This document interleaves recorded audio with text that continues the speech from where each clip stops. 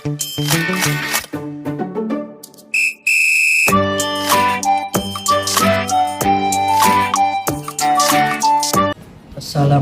warahmatullahi wabarakatuh. Selamat pagi ya anak-anak, pagi semua.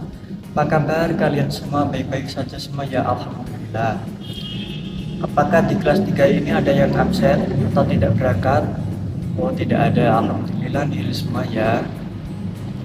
Sebelum sekolah, apa kalian semua udah sarapan?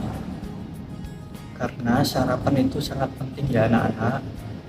Dengan sarapan kita dapat berkonsentrasi dengan sungguh-sungguh dan tidak banyak pikiran, serta kita dapat mencermati dan menangkap materi yang disampaikan oleh Bapak Guru ya anak-anak. Sebelum kita memasuki pembelajaran kali ini, alangkah baiknya kita berdoa dahulu. Mari kita doa semua ya anak-anak. Oke. Sekarang kita akan memasuki materi pembelajaran yang akan disampaikan oleh Bapak Guru ya. Dengan saya akan membawakan materi pembelajaran sejarah kebudayaan Islam dengan bab masa dewasa Nabi Muhammad SAW. Siapa sih kita semua sebagai umat muslim yang tidak mengenal Nabi kita tercinta, Nabi baginda Nabi Muhammad Shallallahu Alaihi Wasallam. Ibunya siapa coba kira-kira anak-anak tebak? Ya betul ya. Ibunya adalah Siti Aminah dan ayah Nabi Muhammad Shallallahu Alaihi Wasallam adalah Sayyid Abdullah bin Abdul Muthalib yang meninggal dunia ketika beliau masih ada dalam kandungan ibunya. Muhammad kecil diasuh oleh ibunya dan kemudian disusukan kepada Halimah al-Sa'diyah kaum Bani Sa'ad dari Bani Zuhrah sampai susuannya berakhir, kemudian kembali ke pangkuan ibundanya atas tanggungan kakeknya Abdul Muthalib. Jadi baginda kita itu dari kecil udah meninggal sama ayahnya ya, terus diasuh oleh ibunya, kemudian diteruskan terus hingga ke kakeknya yang mengurus Nabi kita dari kecil. Ketika umur beliau Nabi kita mencapai usia 6 tahun, ia mulai menanyakan ayahnya kepada ibunya yang amat dicintainya. Jadi Nabi kita udah bertanya sejak 6 tahun, mengapa sih ayah kita? Terus sampailah informasi kepadanya tentang kewafatan ayahnya ketika ia masih berada dalam kandungan. Maka ia pun sadar bahwa dirinya adalah anak yatim. Kesabaran itulah yang sangat tidak banyak dimiliki oleh kaum umat manusia. Pada usia itu, beliau diajak ibundanya Aminah untuk berziarah ke Yastrib mengunjungi saudara-saudara kakeknya dari keluarga Najjar. Perjalanan ke Yastrib ditemani Ummu Aiman, seorang pembantu wanita yang disiapkan Abdullah sebelum beliau wafat sampai di Madinah. Muhammad kecil diajak berziarah ke suatu rumah tempat ayahnya dahulu meninggal, serta berziarah ke makam ayahnya. Suasana itu dirasakan begitu berat dan mengharukan, apalagi bagi Muhammad kecil yang telah menjadi. Jadi Nabi Muhammad itu diajak berziarah ke saudara-saudara dan kakek-kakeknya dari keluarga Najjar oleh ibunya, serta menuju salah satu makam ayah tercintanya. Bagaimanapun tidak sekecil itu umur Nabi kita sudah menerima cobaan yang luar biasa. Wah, sangat kesabaran ya anak-anak. Ingat, sabar itu sangat penting. Sabar itu apa? Dicintai dan disayang oleh Allah. Dan Nabi Muhammad SAW senang dengan aktivitas kerja dan mendorong sahabatnya untuk bekerja. Menurut Nabi, makanan terbaik yang dimakan oleh seseorang adalah makanan dari hasil kerjanya sendiri, bukan makanan pemberian orang lain, apalagi makanan hasil meminta-minta. Jadi Nabi kita itu sangat gemar bekerja keras ya anak-anak, apalagi meminta itu sangat tidak suka. Dan Nabi Muhammad memang sangat bekerja. Apa sih pekerjaan yang dijalani oleh Nabi kita selama hidupnya? Nabi Muhammad Shallallahu Alaihi Wasallam pernah menggeluti beberapa pekerjaan.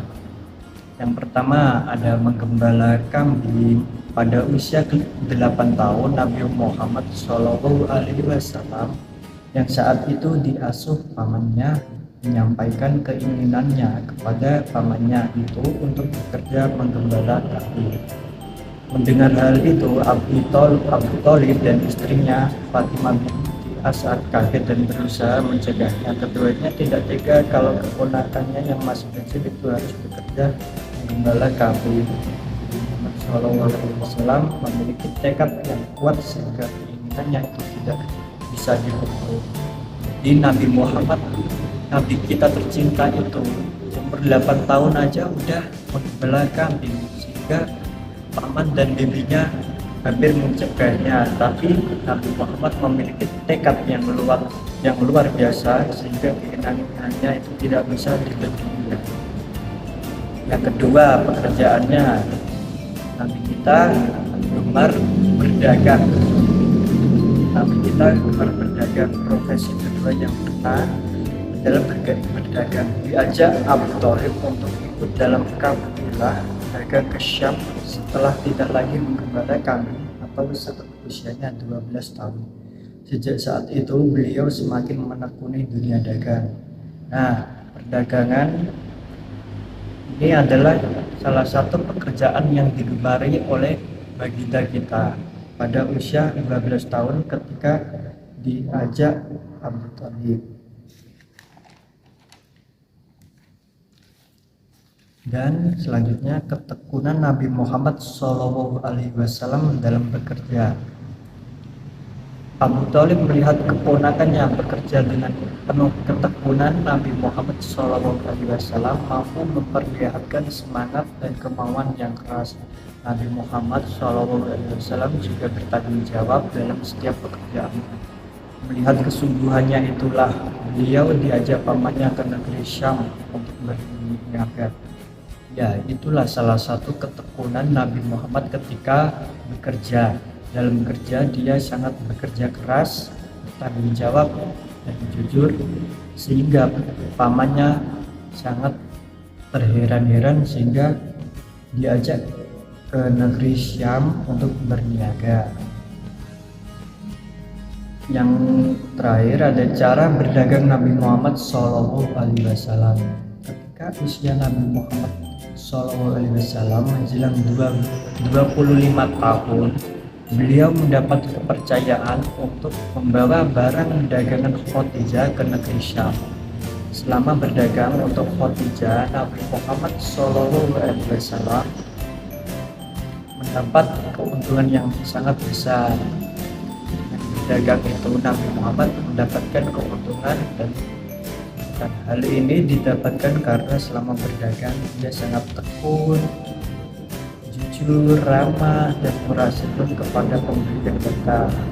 Nah, itu kalau kalian semua ada yang suka berdagang, kita harus tekun, jujur, ramah, dan tidak pernah membohong pembeli dan murah senyum ya anak. Mari kita contoh dari baginda kita yang suka. Ada contoh yang ajarkan beberapa cara berdagang Rasulullah. Yang pertama, diniatkan karena Allah. Ya, kita harus niat dari hati, iman, dan diri kita semua. Yang kedua, harus bersikap jujur dalam menjalani aktivitas kesehariannya, termasuk berdagang. Rasulullah SAW dikenal akan kejujurannya. Beliau tidak pernah mengurangi takaran timbangan. Nah, harus jujur kalau berdagang anak-anak. Terus ada menjual barang berkualitas bagus. Nah itu barang, ketika kita berdagang harus mempunyai barang yang benar-benar bagus dan tidak cacat ya anak-anak, supaya pembeli kita puas. Dan ada mengambil keuntungan sewajarnya. Nah, kalau mengambil keuntungan jangan banyak-banyak. Terus tidak memberi janji atau sumpah berlebihan. Terus ada saling menguntungkan kedua belah pihak. Nah jadi kita sebagai pembeli dan kita sebagai penjual dan pembeli harus memiliki rasa puas masing-masing. Sikap ramah, tidak menimbun barang, menjual barang miliknya sendiri, tidak menjual barang haram, tidak menjelek-jelekan dagangan orang lain, tidak mudah putus asa, tidak melupakan ibadah, memberikan upah kepada karyawan tepat waktu.